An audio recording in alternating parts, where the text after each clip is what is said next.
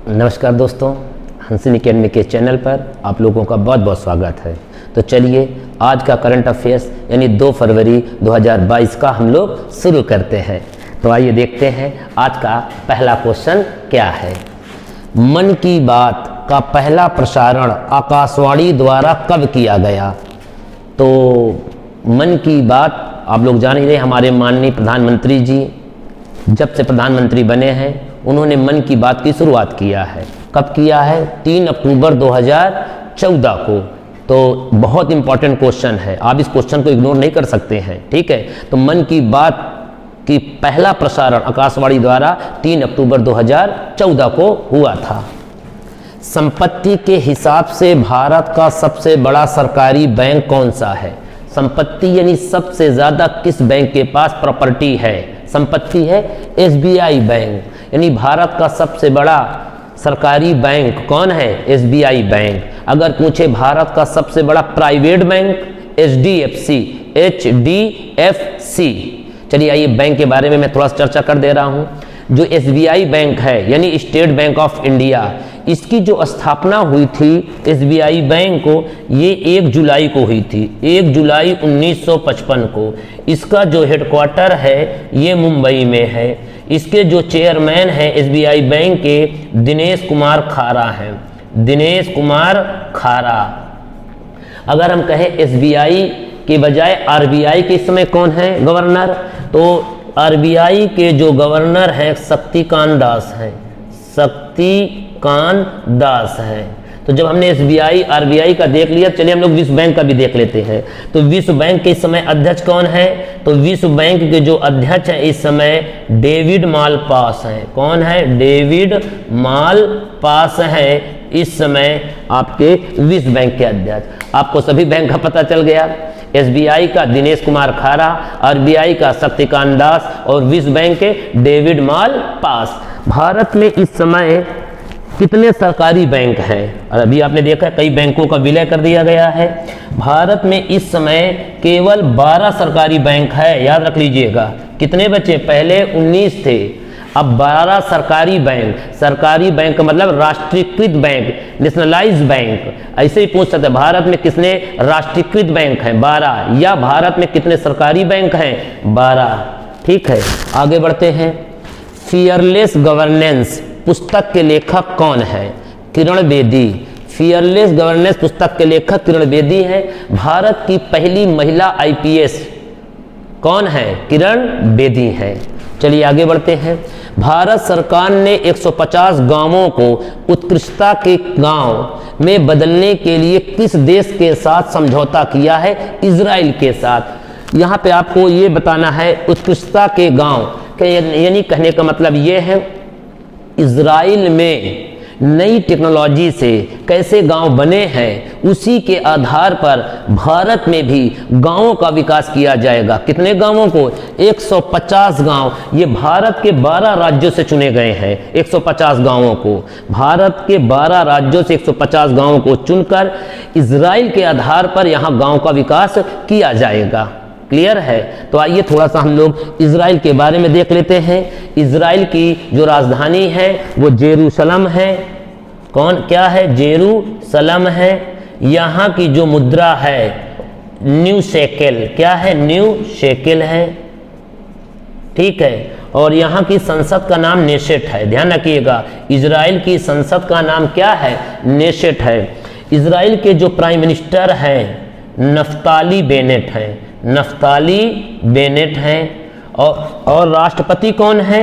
राष्ट्रपति है इसहाक हरजोंग है। ध्यान रखिएगा, कौन है? इसहाक हरजोंग। कहाँ के? इजराइल के। इजराइल एक ऐसा देश है, दुनिया में सबसे ज़्यादा यहूदी कहाँ पाए जाते हैं? इजराइल में। इजराइल में हिब्रू भाषा बोली जाती है। कौन सी भाषा? हिब्रू भाषा। दुनिया में सबसे ज़्यादा यहूदी कहाँ पाए जाते हैं? इजराइल में। हिब्रू भाषा कहाँ बोली जाती है? इजराइल में। इजराइल में इजराइल की सबसे लंबी पर्वत श्रृंखला का नाम आप लोग देखिए, माउंट हार्मेन। क्या नाम है? माउंट हेरमान। माउंट हेरमान। ये जो है इजराइल की सबसे लंबी पर्वत श्रृंखला माउंट हेरमान है। अगर पूछे विश्व की सबसे लंबी पर्वत श्रृंखला एंडीज पर्वत, ध्यान रखिएगा, कौन सी? एंडीज पर्वत श्रृंखला। चलिए आगे देखते हैं।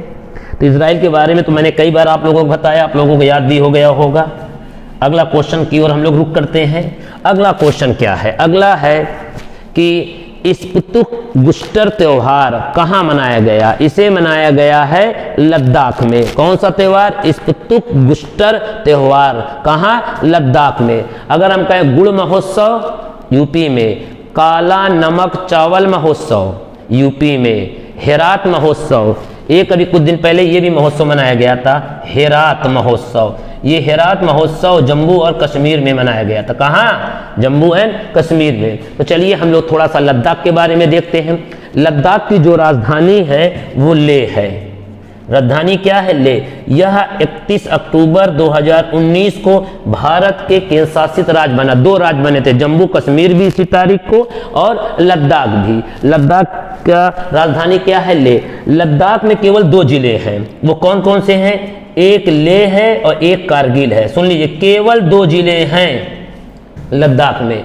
भारत का सबसे बड़ा केंद्र शासित राज्य लद्दाख है। सुन लीजिए, अगर यहाँ पे क्वेश्चन को थोड़ा सा समझिएगा, भारत का सबसे बड़ा केंद्र शासित राज्य क्षेत्रफल में कौन है? लद्दाख है। और सबसे छोटा केंद्र शासित राज्य कौन है क्षेत्रफल में? लक्षद्वीप है। अगर हम केवल राज्यों की बात करें तो भारत का सबसे बड़ा राज्य क्षेत्रफल में राजस्थान है और भारत का सबसे छोटा क्षेत्रफल में राज्य क्या है? गोवा है। तो आपको केंद्र शासित वाला भी पता चल गया और राज्य वाला भी पता चल गया है। ठीक है। और यहाँ के जो लेफ्टिनेंट गवर्नर है, कौन? लेफ्टिनेंट गवर्नर, वो है राधा कृष्ण माथुर। राधा कृष्ण माथुर या RK माथुर है। ठीक है। चलिए आगे बढ़ते हैं नेक्स्ट क्वेश्चन की ओर। अगला क्वेश्चन क्या है? अगला क्वेश्चन है, हवासोंग 12 मिसाइल का सफल परीक्षण किस देश ने किया है? इसे किया है उत्तरी कोरिया ने। उत्तरी कोरिया की राजधानी क्या है? प्योंगयांग है। क्या है? प्योंगयांग है। यहाँ की मुद्रा का नाम है वान है। क्या नाम है? वान है। यहाँ के जो राष्ट्रपति हैं, क्या राष्ट्रपति? किम जोंग उन है। किम जोंग उन यहाँ के राष्ट्रपति हैं।